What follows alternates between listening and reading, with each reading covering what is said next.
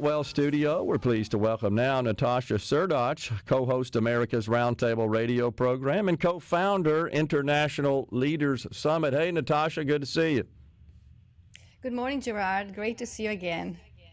Thanks for coming on. So, exactly 1 year ago today, without any warning, without any provocation, a lot of families in Israel were just beginning their normal weekend routine. Of course, Saturday, it was the Jewish Sabbath, and then trouble appeared.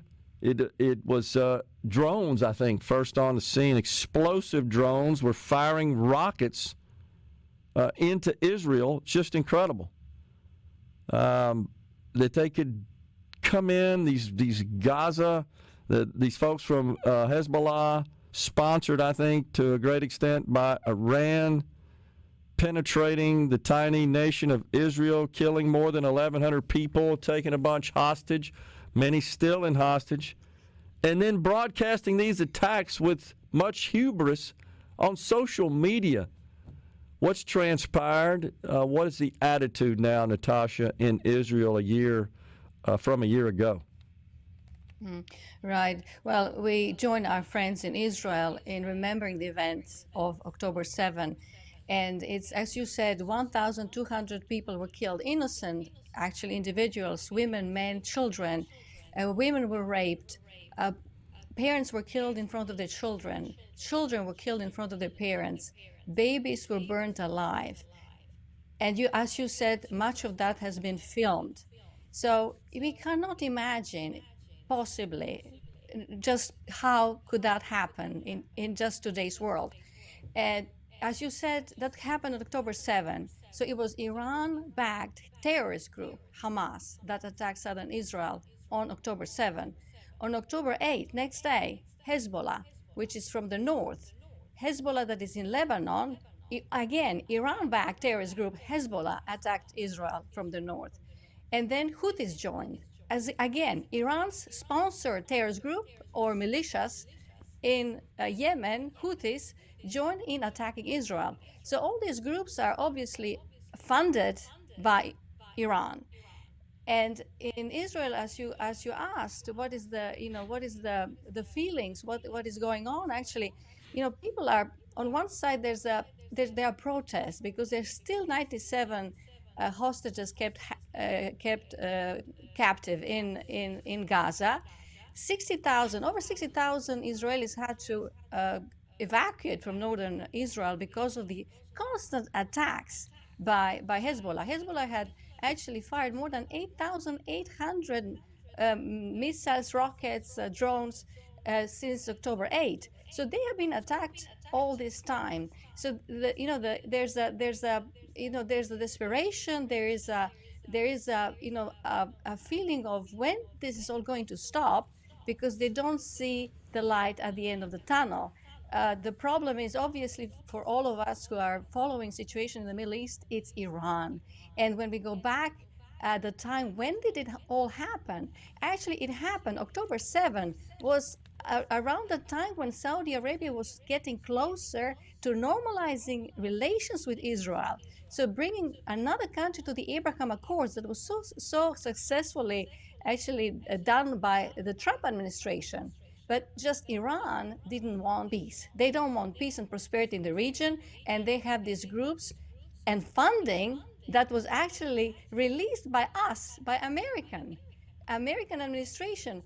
It was by the Biden-Harris administration that released funds to Iran and removed sanctions, which brought billions of dollars to Iran, that allowed and enabled Iran to fund all these terrorist groups in the region and bring this havoc to Israel, to America, to the entire world, because also Houthis are attacking commercial shipping lines in the region, so they are affecting international trade, which affects prices in the world. I mean, looking at all the picture, there's one enemy here, it's Iran, and we need to do something about it. It feels like, Natasha, that the Biden administration seems to always be walking the tightrope. They just won't come out and declare that Iran really is an enemy not only of Israel, but of this country, if not the world. and they tend to kind of play footsies with any sort of support for Israel, and just the declaration that I guess Israel is our ally, and that seems to be rooted in this desire not to I guess aggravate, if you will, and the Muslims that perhaps are a core base of voters for them. Talking about American Muslim citizens, voters. Right. You're right, actually. They are. There's a great constituents group in America that is actually watching closely what is going on in the Middle East. But there's also disconnect in relaying the truth. The fact is that when Iran attacked Israel for the very first time in April of this year, and that happened after Hamas leader was actually targetedly killed, very surgical attack in Tehran by Israelis. So Iran retaliated, and they fired some 300 ballistic missiles on Israel. Those missiles were intercepted by Saudi Arabia, by United Arab Emirates, by a number of Arab countries, including us, including American forces in the region. So basically, there are Muslims that are standing together with Israel, and that became also obvious to the Abraham Accords when Bahrain, United Arab Emirates, Sudan, and Morocco joined in normalizing relations for the very first time with Israel. So Egypt has already normalized. Jordan has already normalized. So there's a number of Muslim countries and Muslims that support Israel. There's only, again, back to Iran. Iran's regime is actually also a problem for their own people, because they are murdering descendants and opponents. And the fact is that another point here with Iran is that Iran was behind assassination attempt that was successfully foiled, assassination attempt against President Trump. And that was before these two attempts, at Butler, Pennsylvania, and another attempt at the golfing resort in Florida. So Iranians Israelis foiled another two actually assassination attempts in Israel that were actually directed towards Prime Minister Benjamin Netanyahu and Yoav Galev, a defense minister. So, when you think about Muslims, the truth has to get out. So meaning we have to have the media that is relaying what's going on really in the Middle East, that Iran regime is a problem, that even Saudi Arabia would rather stay with Israel and America against Iran, and that we have just one bully here that we have to deal with. What should the Biden administration do? So I know they just approved another aid package, really military aid primarily, and other assets and resources to Israel. What else should they be doing, do you think? I think that they should be doing something. We talk about the trade, right? And we talk about how not to use the trade as a tool when there are military objectives inside. But I believe that here it was a very successful policy of bankrupting Iran. Because when Iran was nearly bankrupt, they did not have money to fund these terrorist groups.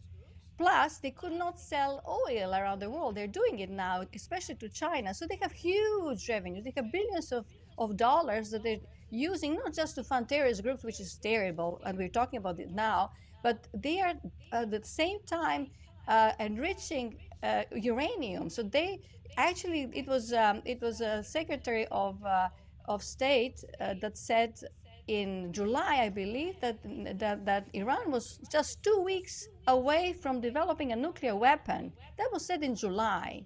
So the problem is that perhaps it would be best to bankrupt Iran. That would be the least damage militarily, from our side, or to go surgically, like Israel is doing it, to find those targets that are very important, strategic for Iran, and that we actually do something about it with our drones. Yeah, I would just say in closing that if the administration would just be a little bit more forceful in just highlighting and declaring support for Israel, and really also by the same token, declaring that Iran is a menace. They just don't want to seem to cross that line for fear, like I said, of aggravating many Americans who take an opposite approach and stance. Right, I agree with you. And yeah, another problem is the people that they employ at the State Department.